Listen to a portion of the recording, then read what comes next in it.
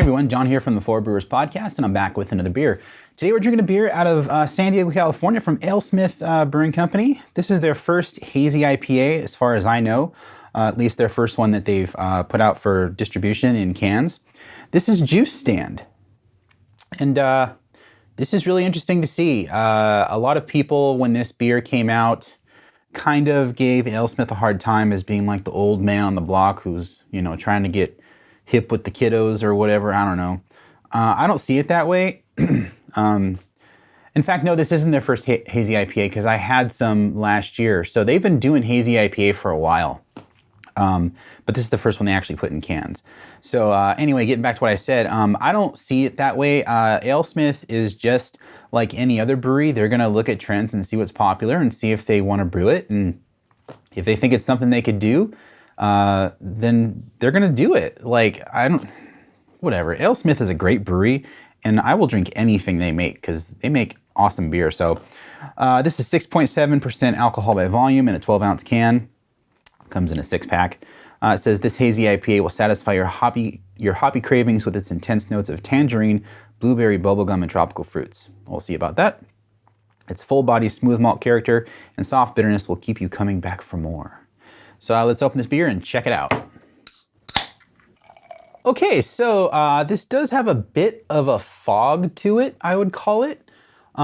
It's really weird. It's almost like there's floaties in there. It's really difficult to see on camera, I'm sure, but it looks like you can see actual particles floating in there. It's really kind of bizarre. When I first poured this, it poured pretty much clear, so I had to jostle the can a little bit and dump some more beer in like you do with like a Hefeweizen.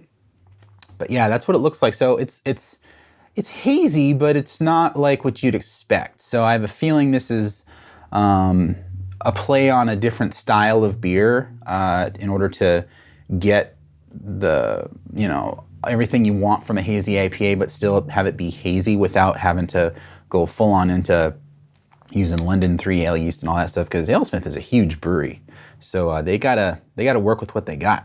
But yeah, it does look nice. It's got a great head. I mean, look at that head on there. Fantastic. So yeah, let's see what it smells like. That smells good. That smells like a San Diego IPA, actually. First thing I get is a nice danky hop character. I get a bit of like fresh cut weeds. It smells really, really good though. Like it just has a great San Diego nose.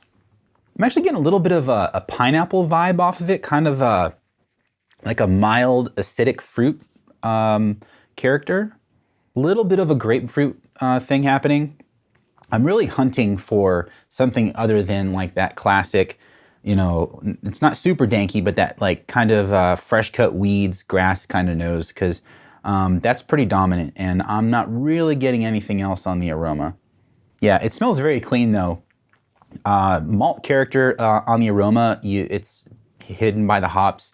It's not an intensely hoppy smelling beer, but it smells fantastic. Like you can definitely tell this is an IPA. It's a well-made IPA. It just doesn't have like tropical notes or like super juicy fruity notes on the nose. So, but it is a great nose. Just don't get me wrong. So let's see what it tastes like. Okay, so there's the fruit. Wow. So very clean malt character. The malt's pretty much non-existent. It gets out of the way. It does have a bit of body and sweetness to it that I like. The sweetness actually kind of hit me up front and interacts with kind of the fruit flavors I'm getting off of this. A lot of melon character. Yeah. I think they said tangerine on the can. Yeah, I'm getting that tangerine for sure. It's got a nice bite to it. It's really bizarre how the nose smells so like traditional San Diego, but it tastes like more fruity, and I don't get that like dankness on the flavor. Like I don't get like a heavy hop bite. It's all like fruit notes on the palate, which is kind of crazy that they pulled that off. That makes this beer kind of unique, I think, in a way. It's taken a West Coast interpretation of a hazy to like another level. But I'd say this is on par with the Firestone Walker Mind Haze. I think just by looking at the two beers, they're different styles of beer. I don't know what style they kind of used to kind of piggyback on to make this hazy IPA.